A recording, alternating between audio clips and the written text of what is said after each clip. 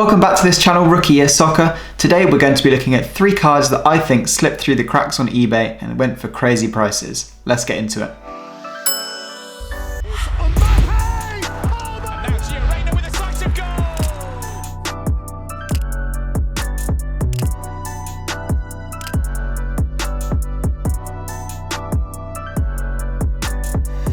So before we get into the video, I'd just like to say that over 50% of you watching right now aren't subscribed. If you are enjoying the content and you like the videos that I'm putting out, I'm going to give you 3 seconds right now to go and hit that subscribe button. Done it? Okay, great, let's get into the video. So in today's video, as I mentioned in the intro, we're going to be talking about some cards or some sales on eBay that I think slipped through the cracks and went for way cheaper than they should have done. Now, these are going to vary every single week, but I think it says a lot about where the market is right now and that there's still some fantastic deals to be had. The first card I want to talk about is a PSA 9 Erling Haaland Topps Finest card. It's his base card and it's sold for £60. £60 graded for arguably Erling Haaland's rookie card.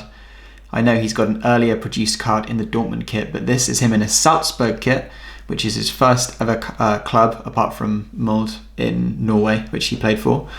But his first sort of club where he rose to prominence, and I don't think he has any stickers or cards that were available from his Norwegian club.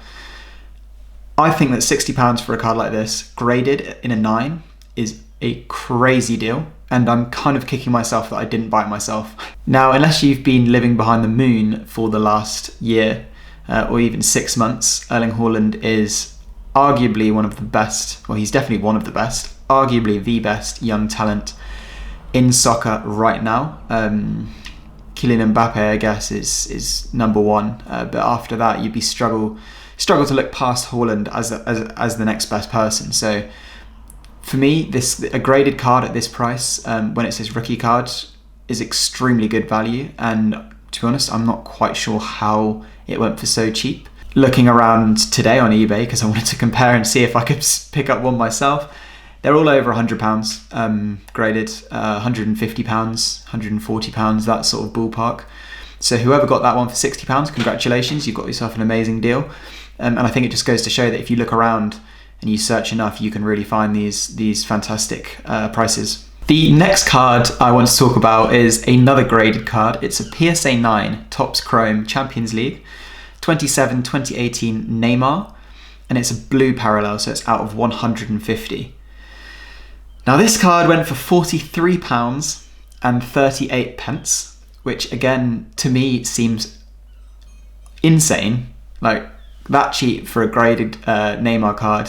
I know Neymar is not so hot at the moment in his form, but you have to remember he's only 28 years old. He's also the second top scorer in the Brazil national team history.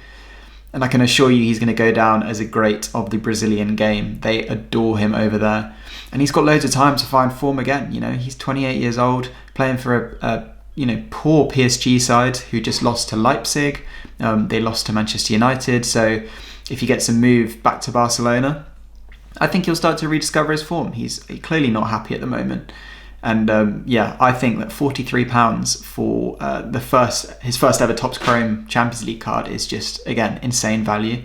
Now the last card that I'd like to talk about, if you follow me on Instagram, you probably will have already seen it. It's this, the 2004-2005 Andreas Iniesta Mega Cracks card, graded in a BGS 9. Now this isn't his rookie card. His rookie card, I believe, is the 2002-2003 card. It's a lot harder to find. But this graded card right here, from the same set as Messi's rookie card, and it's also obviously an incredibly early Iniesta card, cost me $2.29 plus shipping. Obviously, if I include the shipping, it's more like $15. But the value of the card itself is $2.29, which to me is ridiculous. I'm not quite sure how it went for that price. I was following a Xavi and a Ronaldinho card. It were also graded, and they went for higher, I think $40 to $50, which is still pretty cheap if you ask me. But anyway, that's a different video. And yeah, that's I mean, I actually haven't seen any others like this graded, so, you know, I'm not trying to sell this card. This is going to be kept for a long time, but yeah, that's to me seemed like a crazy deal. So it's all well and good me telling you that these cards sold, and I'm sure it's actually quite infuriating, because it's infuriating for me because I missed out on them. These prices, you know, I think if you put them up for auction now, would more than likely go for a lot more than what you bought them for if you had bought these auctions.